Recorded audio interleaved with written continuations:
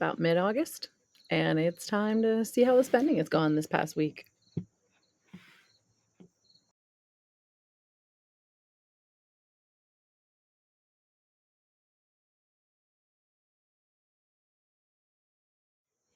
Hi everyone, welcome back to my channel, or welcome if you're new here. This is A Life Well Spent. My name is Kelly, and on this channel I'm documenting my financial journey. So we talk a lot about, budgets. I show you my real numbers.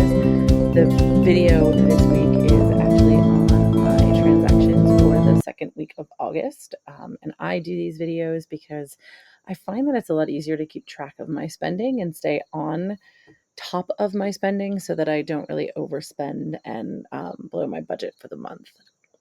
I used to do this. I used to do a lot in cash because it was easier to track everything. And ever since COVID, it got really difficult because I didn't really want to utilize a lot of cash during COVID. And then I would kind of lose sense of what I was spending, and I'd get to the end of the month and realize that like I busted every category. So yeah, I like to do it this way because even if I have a week where like I really do like blow a category out of the water, I can make some adjustments and then maybe, make the decision to hold off on a different purchase until the next month or something so that I still kind of stay within my overall budget. But, if this channel or videos like that sound like they would be interesting to you, go ahead and hit the subscribe button. Leave a comment down below. Let me know, how do you track your finances? Do you do it weekly? I usually just kind of try to pick a day. It ends up being on a weekend most of the time. But I do them week at a time. Some people do like 2 weeks at a time. Some people just don't really track until they get to the end of the month. um, I try to do them week at a time. Sometimes videos, by the way, will be like 2 weeks because there just wasn't a lot of expenses.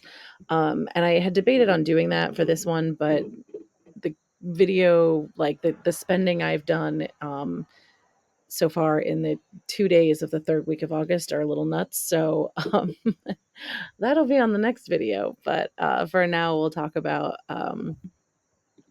what's in here for this week. See these? I don't know if they're actually showing up on the screen. These little arrows. It's a whole bunch of hidden expenses right now. So um, after the first week of the month, usually all of my savings items, like anything that I'm gonna, I do monthly sinking fund contributions to, or my contributions to retirement accounts and things like that. They're all done. All of my bills and expenses are all paid within that first week of the month. And I do that just because it makes my life easier. I really don't want to have to sit and play the game of like, oh, how much money is in my account? Can I pay that bill yet? Or should I wait until I get paid? And all that kind of stuff. So I just can't be bothered to do it. So I like to have it all done the first week. And then I know the rest of the month, all of the money is mine to either save or spend as I have planned. So the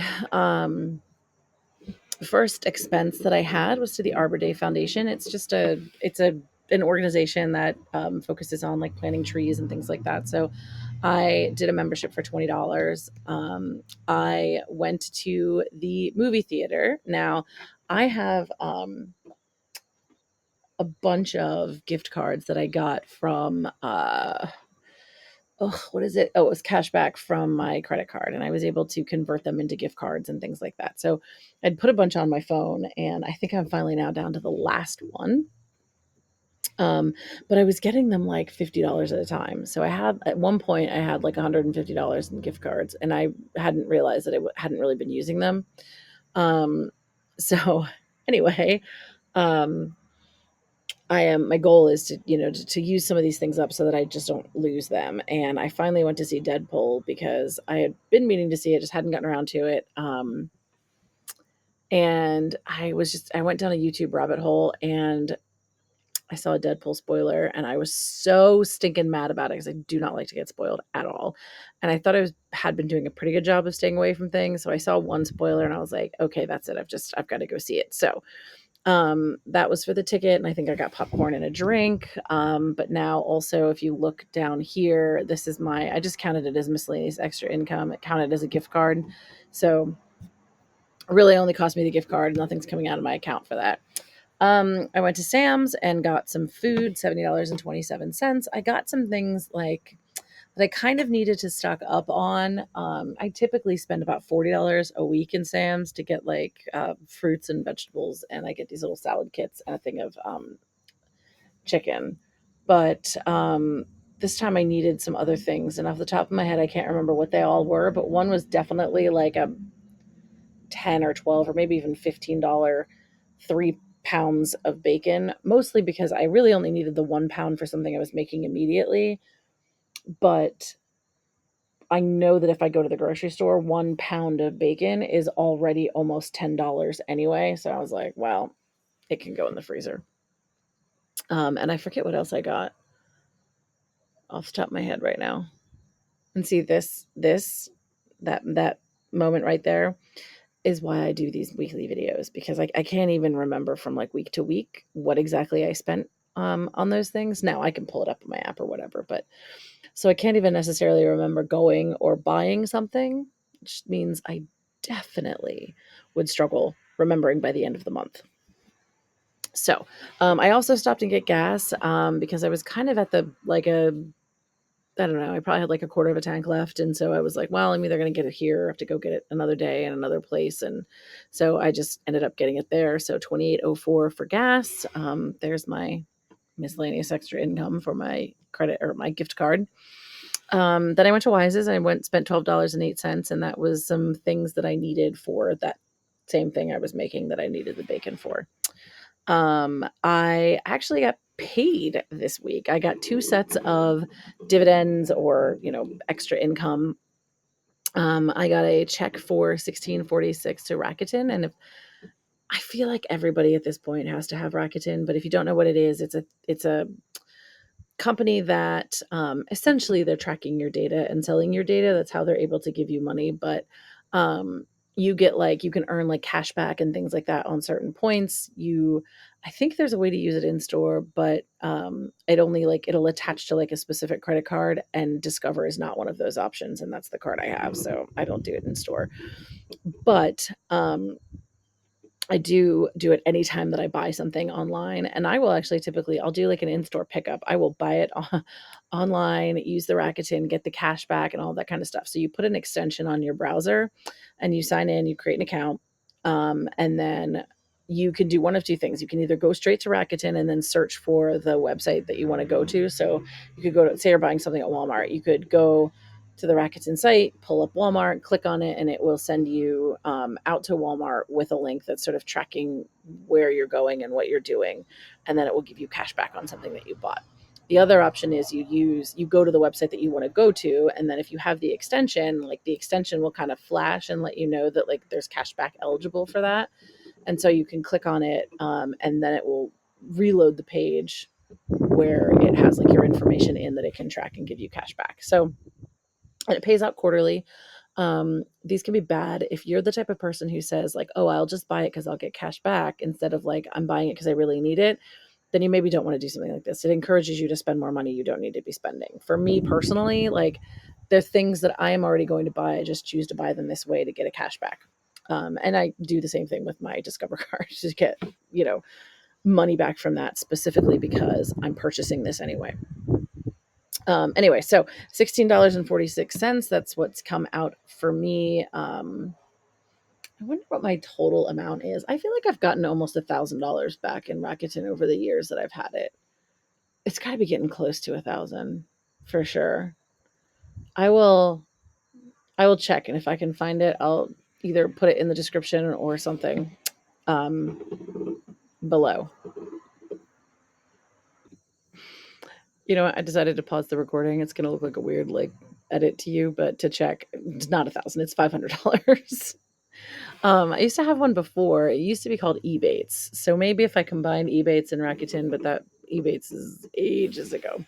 So who knows? Anyway, I also got $79.08 of dividends paid out to my high yield savings account. So that's pretty cool. I have finally done it, put all the money over, which if you've watched any of the videos that I've had over the last summer, I think I made the account in May.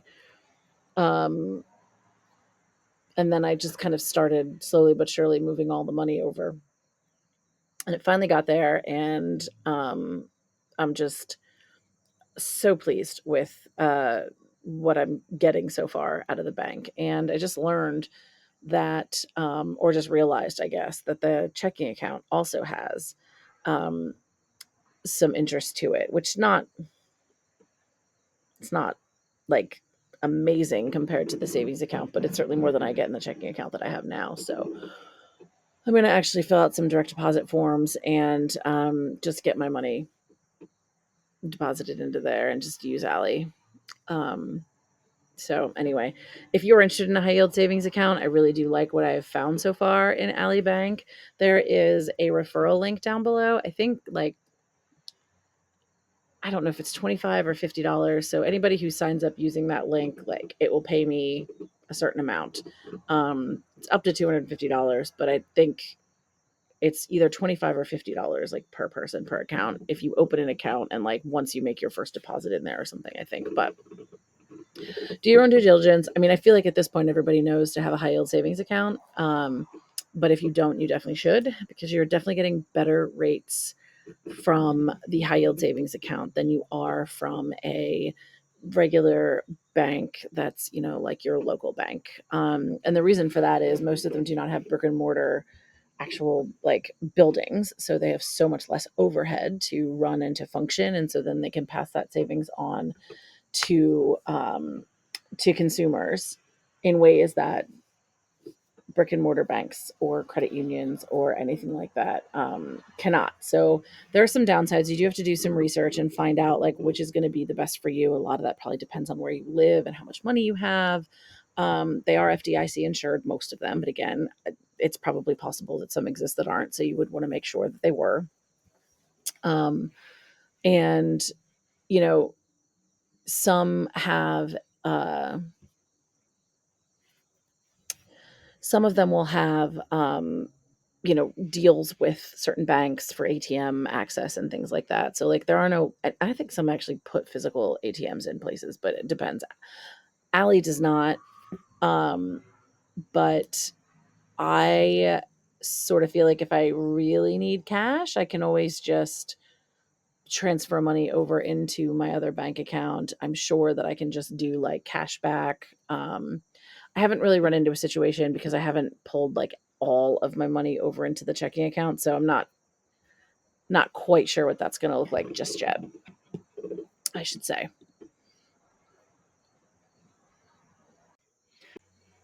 All right, that's it. That's it for my transactions for the second week of August.